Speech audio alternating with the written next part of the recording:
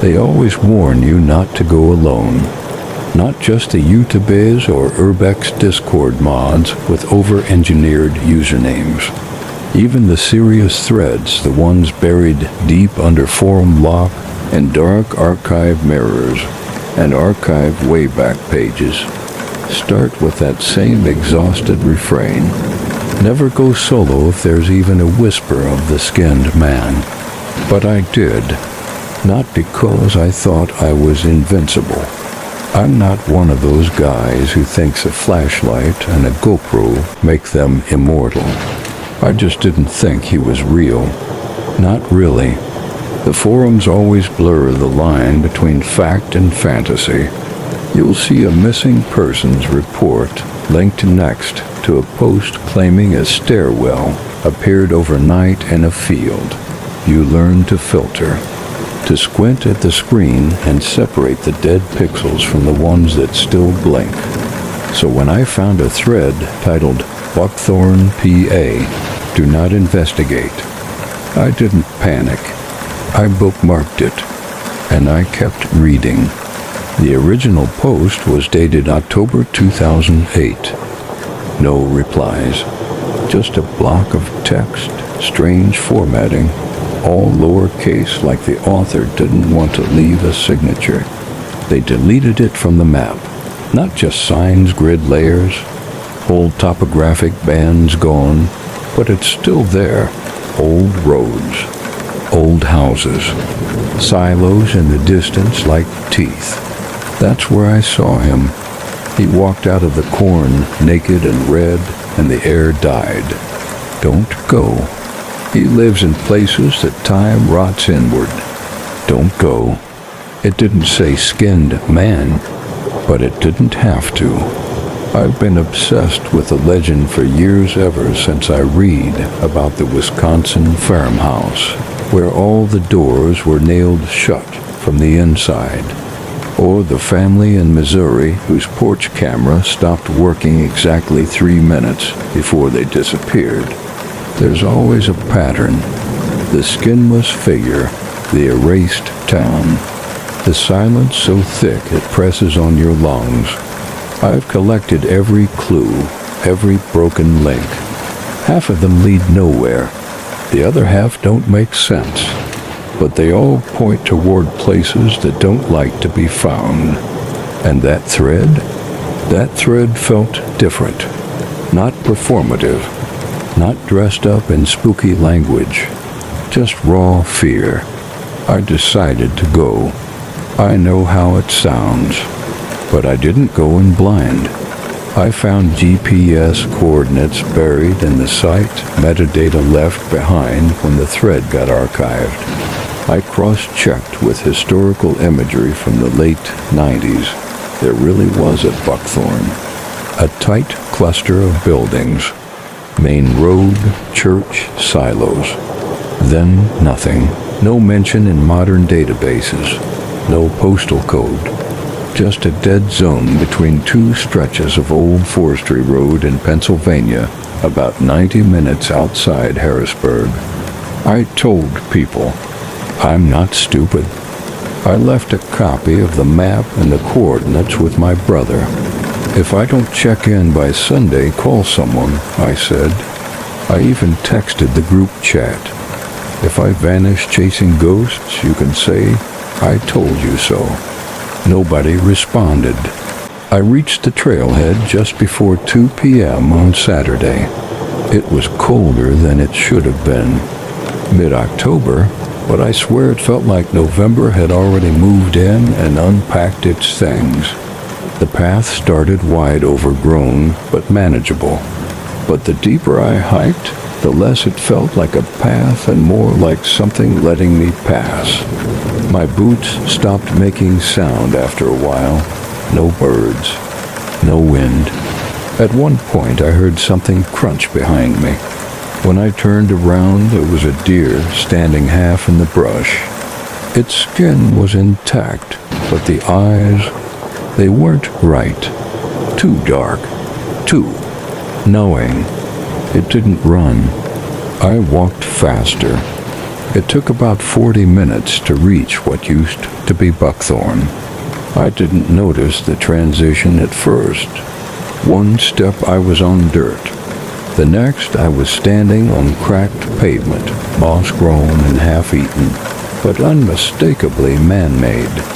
And then the town unfolded around me like a peeled scab. Rotten buildings, broken porches, shutters hanging by a single rusted hinge. No graffiti, no animals. Just stillness so thick it felt like gravity had changed. I filmed everything. Shot some establishing B-roll for a video I knew I'd never actually upload. Narrated out loud just to break the silence. October 21st, 4:12 p.m. Buckthorn, Pennsylvania. Confirmed real. Abandoned sometime in the early 2000s. Possibly tied to urban legend sightings of... I stopped talking because something moved inside the church. It wasn't dramatic, just a flicker in the broken doorway. A shadow peeling back into shadow. I didn't get a good look. I told myself it was an animal, but part of me already knew better. The church was only 100 feet away.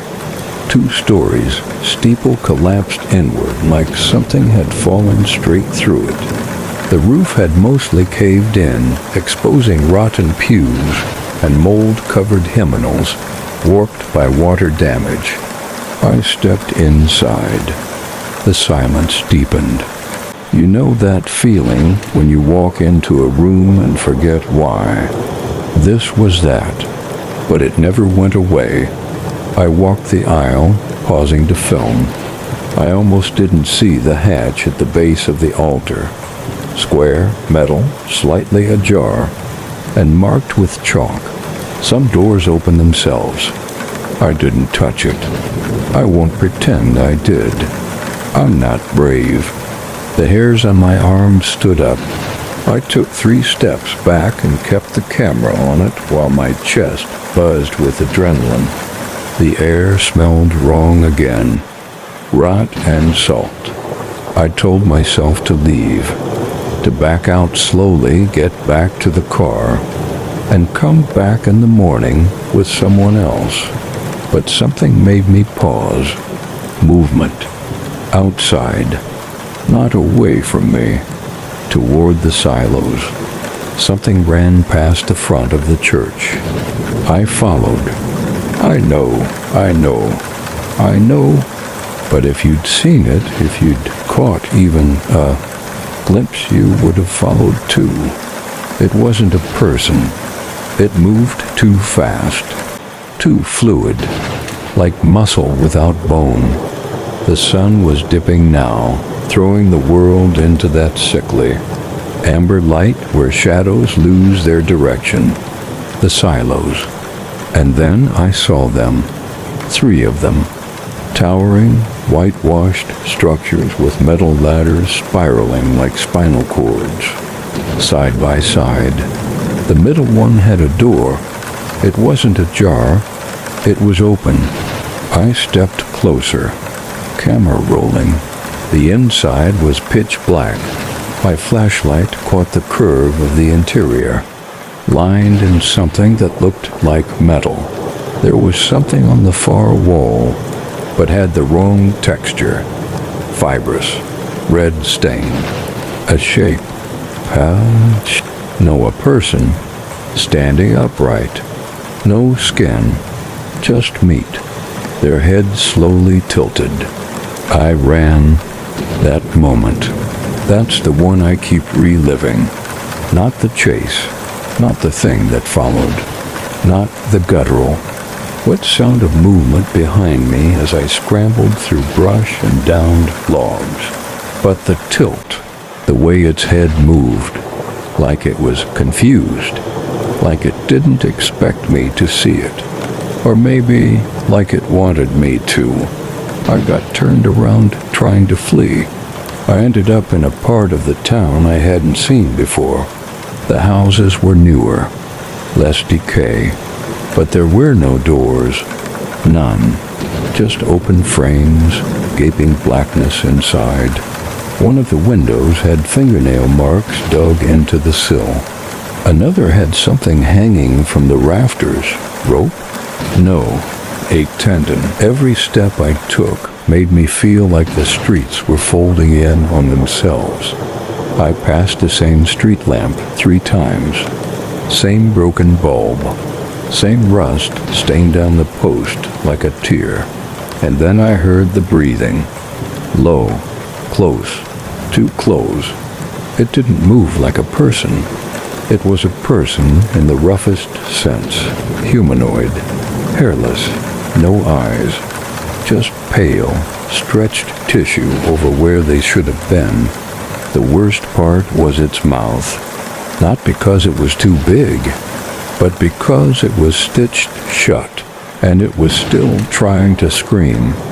Muffled, raspy gasps, like someone suffocating through gauze. It took a step forward, and I bolted. Cut through a thicket. Ripped my arm open on barbed wire I hadn't seen until it was too late. Ran until the trees changed. Ran until my feet hit gravel.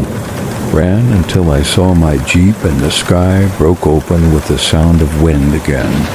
I didn't sleep that night. I drove until sunrise. Checked into a roadside motel and showered for nearly an hour. But the smell wouldn't leave me. That copper tang, that raw smell. I burned my clothes in a pit behind the motel. Told the clerk it was an accident. I haven't gone home. I check in every few hours, keep moving. Part I don't know how to say. Something's under my skin. I can feel it, as if something small and unseen is working loose the seams of me. I see shadows that move when I don't. My reflection lags. When I blink, I sometimes hear it. Scrape, scrape, like fingernails on muscle. I haven't opened my mouth in hours, because I'm scared I'll find stitches there. I told you I wouldn't use the he remembers you trope, but I think buckthorn does something worse. I think it undoes you, slowly, quietly, like peeling away a scab to see if the wound still weeps. So if you're reading this, don't go looking. Not for me, not for buckthorn, not for the skinned man, because it's not about what you find out there. It's about what comes back with you.